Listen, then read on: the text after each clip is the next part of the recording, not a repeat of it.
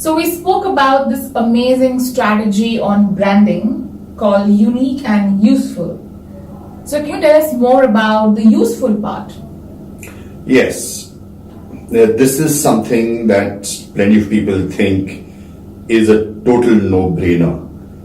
They think that they have an idea for something and they think that that is useful.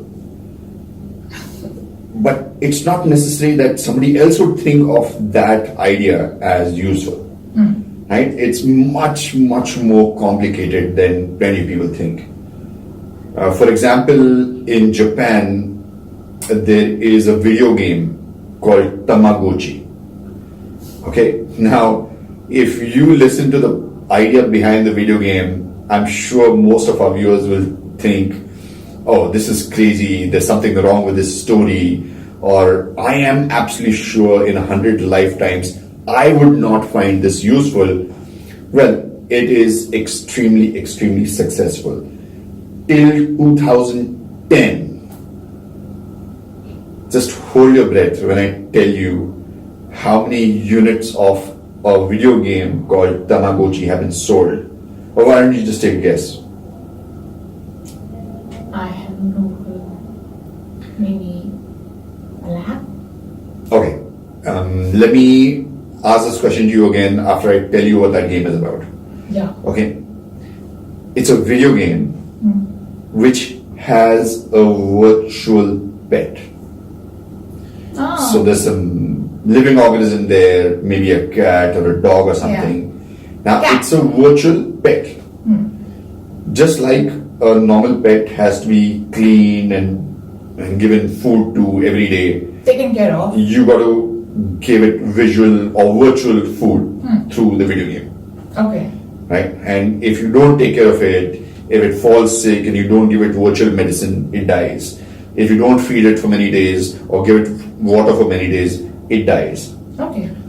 Right now, I'm probably very dense, but there's no way I would spend money on such a game because I'm sure plenty of people associate video games that sell in their millions to be games which involve shooting somebody or some speed or some skill which is very difficult or something much more exciting than something pretty staid and pretty banal as having a virtual pet and giving it virtual food. It just doesn't seem something that I would be interested in or something that I would spend my time, energy and money on.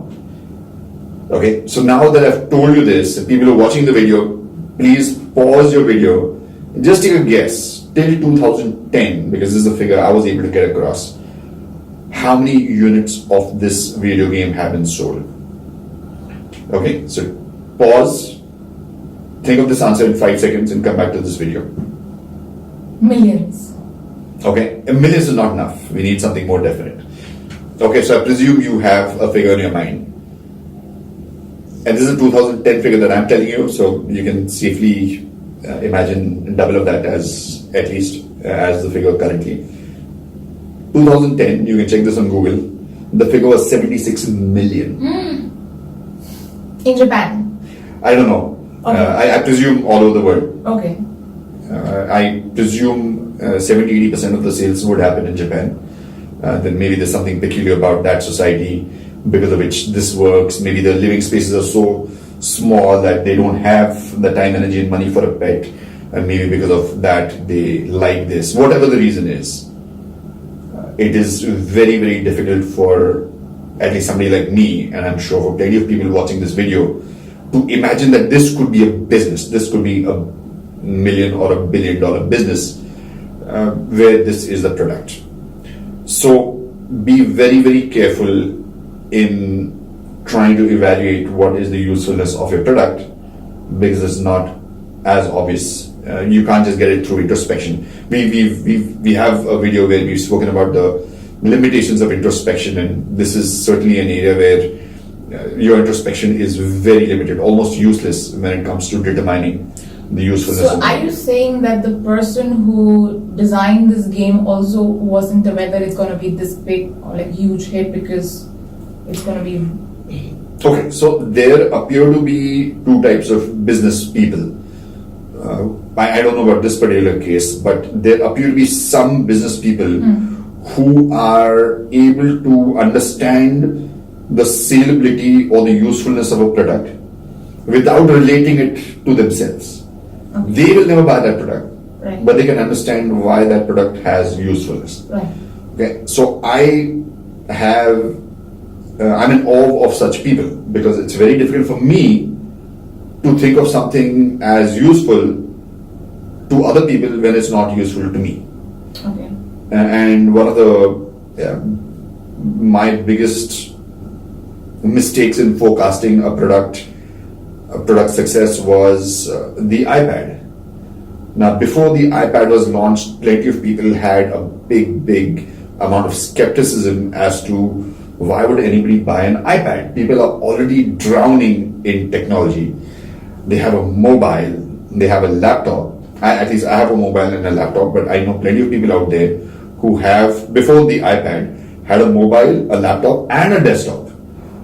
So it was virtually impossible for plenty of people to imagine that people would pay to further drown in technology and have a fourth device, and that's something that fits in between the mobile and the laptop.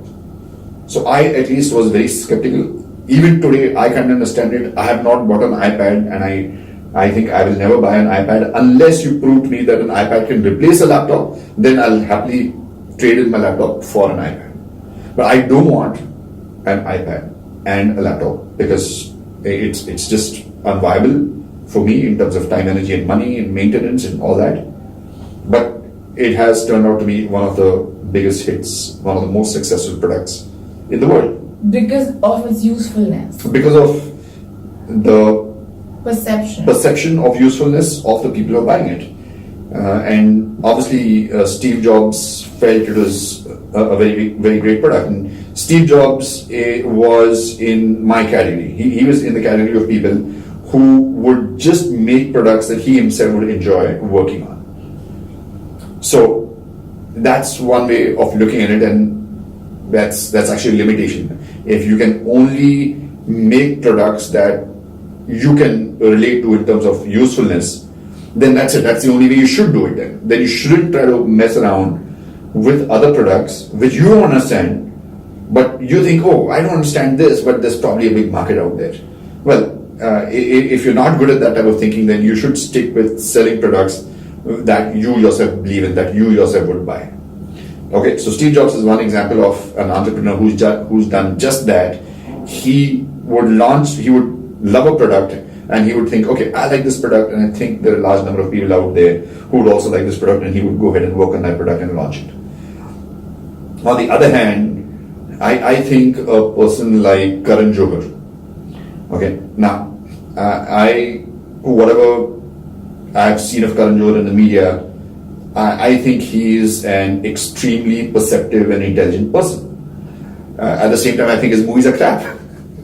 So I personally am absolutely convinced that somebody like Karan Johar would not enjoy watching his own movies, like Kuch Kuch Hota Hai, because I'm sure he, with his exposure, with his sharp perception and intelligence, would find a movie like Kuch Kuch Hota Hai to be quite a corny movie.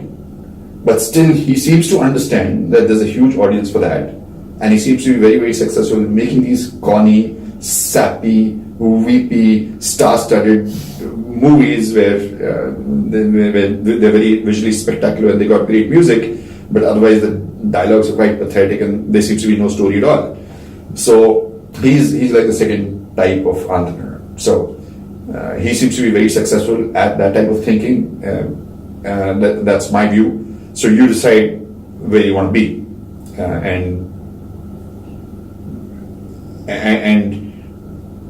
stick to this kind of thinking, that you got to make it unique and useful, and answering the question, is this useful or not, is not as easy as it seems. So now that we have covered the one part of the strategy, let's look into the other part, because I'm sure it goes hand in hand. Yes. It's actually something on the other end of the spectrum. Plenty of people, I think that it's easy to make out whether a product is useful or not. So they might think that the usefulness part of this equation is the easier part, and they probably think making a product unique is very, very difficult because you need a large amount of technology, you need proprietary stuff, you need a lot of money, you need lots of resources to make a product unique. Well, in some instances, yes. In some instances, you can make your product perceived to be unique without spending a single rupee. Wow. And be very, very successful. So I'm going to show you examples where people have earned millions of dollars without spending a single rupee, more than they were already spending on their product or service, and it was perceived to be unique.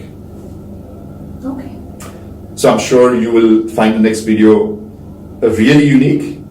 It is unique and is going to be perceived as unique.